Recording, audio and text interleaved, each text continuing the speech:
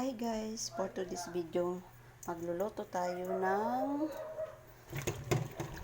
pinangat na isda. Templado na yan. So ito at magpapaklit tayo guys.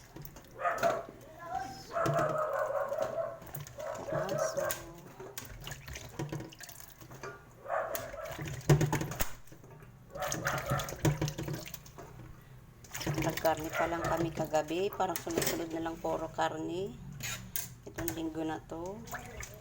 So kailangan natin maggulay-gulay at mag-isda, hindi puro karne. Mainit pa naman ngayon ang panahon. So lagyan muna natin